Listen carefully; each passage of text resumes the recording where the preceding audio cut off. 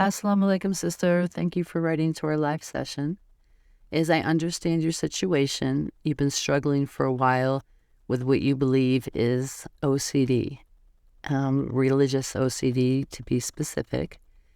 And I guess my first question is, have you ever been diagnosed with OCD or anxiety or panic disorder or depression? If you have a diagnosis already, then you pretty much know what it is. If you don't have a diagnosis, I kindly suggest, inshallah, that yes, you do get professional help. I know you don't want to because you don't want to involve your family, but the good news is this, right? If it is OCD or anxiety, you're 15 years old, you're young, and it can be treated, sister, right? You don't have to suffer through life with intrusive thoughts and doubts and keep checking things and anxiety and, the spectrum of OCD, basically, right? You don't have to live like this. You could go to therapy. You could get help. There is medication in severe cases, but yours doesn't sound to be extremely severe at this point, if that's what it is. And catching it while you're young, it is a benefit, right? Because some people who do have OCD and are diagnosed with OCD, they choose not to engage in therapy, right? They won't engage in the therapeutic process of defeating the OCD. And, sadly, it just gets worse and worse and worse. And years pass by and they've missed so much of their life where they could be, enjoying life and be free, basically free of the symptoms. But they don't. So their lives turn out much differently. So that's why I'm pointing out that you're only 15. And again, I know you don't want to involve your family. However, professional intervention at this point would be such a benefit for you. I can't stress that enough. You're talking about, having doubts whether the wudu, the water has reached all the places, and you keep checking, and then, you stop in the middle of Salah because you feel like you made a mistake of pronunciations, and you keep getting doubts about a lot of different things regarding your salats, your prayers. So yeah, and there is a component of OCD that is religious, yes.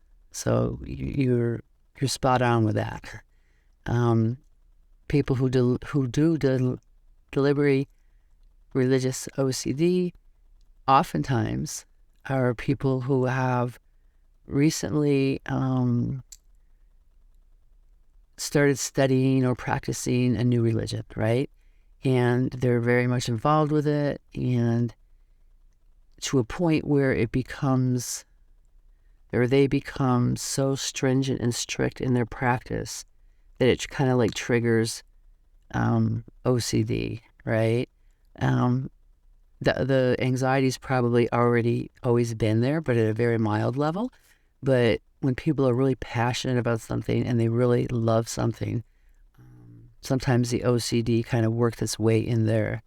And it sounds like you really do love Allah a lot and Islam, and you're trying to follow it as best as you can.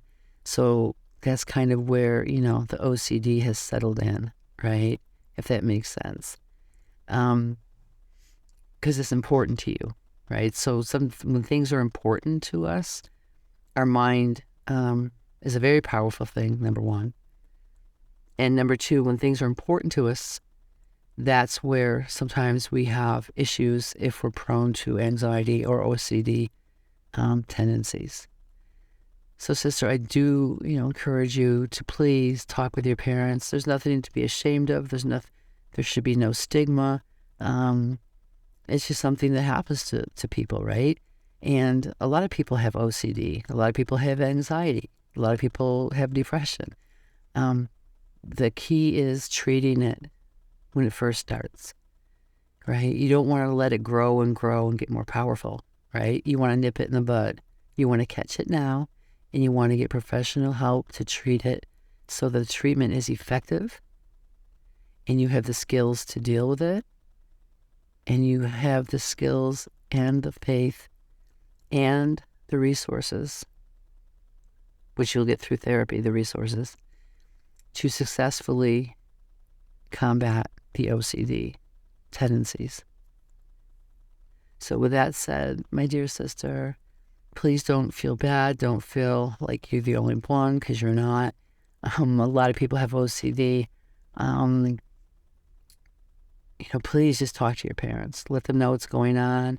And you may be surprised. They may say, oh, yeah, so uncle or auntie or so-and-so in our family has OCD, right? Because sometimes OCD runs in the family. So you may be surprised to hear that others maybe have had it or are going through it or, have resolved it, right? So that could be helpful in itself. But again, I can't stress it enough. Please do talk to your family and resolve this problem before it gets any bigger.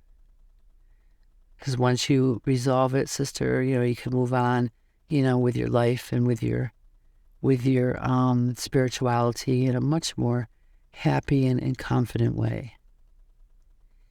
And one last thing I would like to mention is if you choose to talk to your parents, which I hope you do, but before you talk to them, you might want to think about, prior to the conversation, like, have you ever experienced like anxiety or intrusive thoughts or OCD tendencies in other areas of your life? Like maybe studying for an exam or, going to the store and trying to choose something to buy, or any other realm of life. Just kind of look at your life and see if there's any other areas where you might have little OCD tendencies, now or in the past, or if you've had any feelings of anxiety. That might be helpful when talking to your parents about it as well. It could help them understand a little bit better, like where you're at and how this is developed. But inshallah, please do speak with your parents and ask them if they could please get you a therapist, a counselor, to do an assessment to see if it truly is OCD, and moving forward, get treatment and begin healing. And it can be done. But you've got to reach out, sister. You've got to take that step, right? You've tried, to combat this and to heal from this before, and you were successful for a while, but it did come back. And that's kind of like how OCD is, right? If you don't have the proper therapeutic interventions and the knowledge and the skill sets, it usually does come back. But I commend you and I honor you for trying. You did a great job. You got rid of it for a while. I'm really, happy to hear that you took that initiative. But the next initiative would be to talk to your parents and get professional help. We wish you the best. Please let us know how you're doing.